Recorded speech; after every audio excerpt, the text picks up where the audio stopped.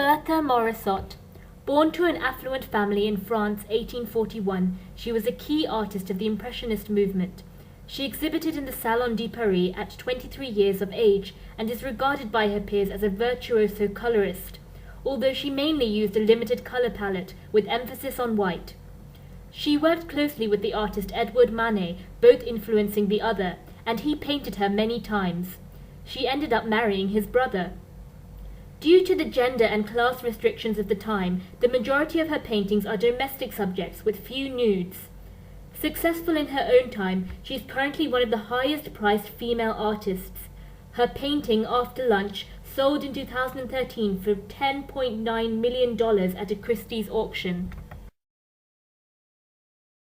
Frida Kahlo claimed to be born in 1910 at the outbreak of the Mexican Revolution, though in reality her birth year was 1907. Kahlo had enrolled to study medicine when in 1925 she was in a horrific bus accident. Injuries included a broken spinal column, collarbone, ribs, and 11 fractures on her right leg. An iron handrail pierced her abdomen and uterus, making it impossible to have children. She was 18 at the time. Recovery was difficult, and she would experience bouts of intense pain her entire life. But during her period of immobilization, Frida discovered painting. Using an easel made specially for bed, Frida painted herself repeatedly because she was so often alone. 55 of her paintings are self-portraits. Originally approaching Diego Rivera for artistic advice, they fell in love and married in 1929, beginning an extremely tumultuous relationship. Bisexual Kahlo had affairs with men and women, including Josephine Baker and Leon Trotsky. The marriage disintegrated when Rivera had an affair with Kahlo's younger sister, and they divorced in 1939, only to remarry in 1940. Known predominantly for her unflinching self-portraits, her art has been described as feminist, incorporating aspects of Mexican folk art and surrealism, though she denied the label. Kahlo's work was only widely acclaimed many years after her death. Her work has now been exhibited all over the world, and her life made into a Hollywood movie, Frida. Artemisia Gentileschi. Born in Rome 1593 to an artist father, she showed far greater artistic talent than her brothers. In 1611, her father hired the artist Agostino Tassi to tutor Artemisia. While tutoring her, Tassi raped Artemisia. Her father took him to court, and a humiliating trial ensued in which Artemisia was examined for virginity before a judge. As a result, she painted strong, vibrant women, deviating from the conventions of the time in which women were depicted as timid and weak. Artemisia Gentileschi painted women not as victims, but in positions of power. Her painting Judith slaying Holofernes was originally hidden for being too horrifying to behold.